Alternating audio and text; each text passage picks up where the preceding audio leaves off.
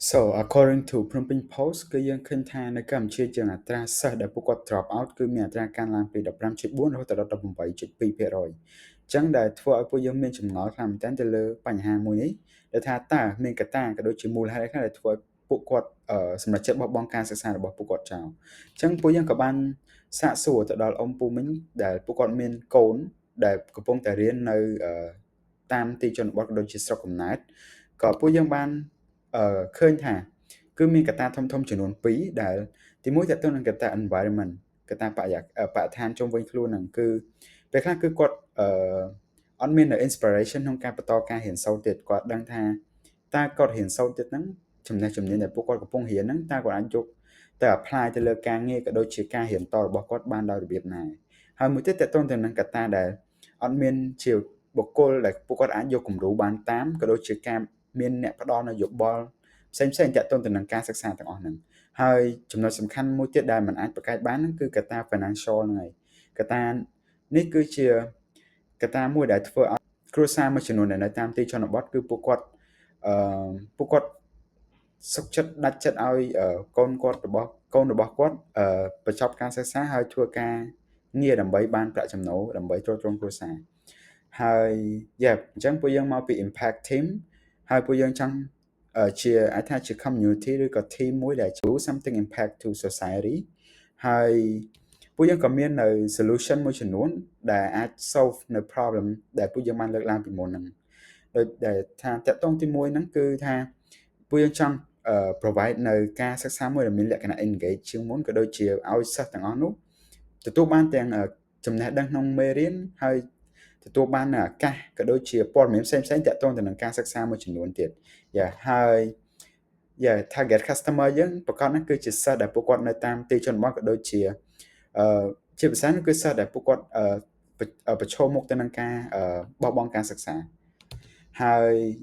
here's our prototype គឺពួកយើងត្រូវការdonor អ្នកដែលអាចផ្ដល់នៅ resource ឲ្យពួកយើងបានហើយចំពោះ resource ដែលពួកយើងបានគឺពួកយើងចង់គិតទៅលើពីចំណុចធំគឺទី1ទាក់ទងទៅនឹងការ teaching activity គឺពួកយើងចង់យក resource ហ្នឹងទៅគិតទៅលើតើយើងគួរចំណាយទៅលើអ្វីដែលអាចបង្រៀនក៏ដូចជាការជួយធ្វើឲ្យការបង្រៀនរបស់យើងមានលក្ខណៈ entertain ជាងមុនហើយក៏ដូចជាយើងត្រូវការនៅអ្នកដែលអាចផ្ដល់នៅ advice ក៏ដូចជា mentor ទៅដល់សិស្សទាំងអស់នោះហើយចំណុចសំខាន់មួយទៀតគឺយើងចង់យក resource នោះទៅចំណាយទៅលើ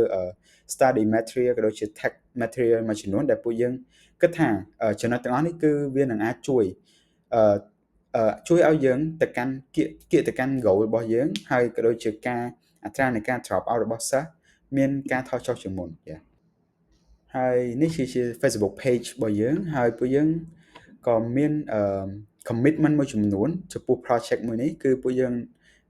ដូចយើងបានលើកឡើងពីដើមអញ្ចឹងគឺយើងចង់ provide នៅការរៀនមួយដែលមានលក្ខណៈ engage ក៏ដូចជារៀនបានទាំងយល់ទាំងមេរៀនក៏ដូចជាបានទទួលនៅចំណេះដឹងផ្សេងៗទៀតដូចជា technology ក៏ដូចជាអង់គ្លេសអីផ្សេងៗដែលពួកគាត់នៅតាមទីជនបទគឺពួកគាត់មិនសូវយល់ដឹងពីចំណុចទាំងអស់ហ្នឹងច្រើនទេក៏ដូចជាចង់ឲ្យពួកគាត់ទទួលបាននៅការ mentor ក៏ដូចជាការ guide ពីពួកយើងដែរអំពីអាកាសអាហារូបករណ៍ឬក៏ការសិក្សាមួយចំនួនទៀតហើយដែលសំខាន់គឺយើងចង់ ensure ថា fund ដែលពួកយើងបានមកពី sponsor គឺវាមានលក្ខណៈ secure ហើយ existing solution គឺពួកយើងលើកនៅ3 organization ដែលគិតថាទាំងអស់នោះសុទ្ធតែជាពួកគាត់សុទ្ធតែមានគោលដៅមួយទាក់ទងនឹង education ហើយពួកយើងក៏បានមើលឃើញនៅចំណុចខ្វះខាតមួយចំនួនទៀតដែលពួកយើងចង់ improve ទៅលើចំណុចទាំងអស់ហ្នឹងហើយ partnership របស់យើងគឺ CAN ខ្មែរ NGO for Education ហើយនឹង Text អ្នកដែលអាច provide នៅ text ក៏ដូចជា study material ឲ្យពួកយើងបានហើយ revenue យើងគិតថាពួកយើងនឹងអាចរក revenue បានតាមរយៈ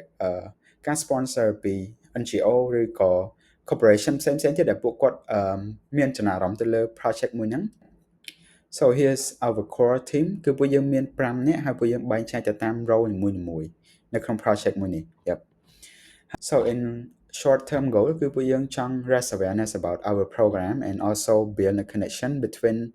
us and our sponsor or partner something also ពួកយើងចង់ ensure ថា fund ដែលពួកយើងទទួលបានពី sponsor ឬក៏អ្នក donate ហ្នឹងគឺមានលក្ខណៈ secure ហើយយើងអាចប្រើនៅ fund ទាំងអស់នោះ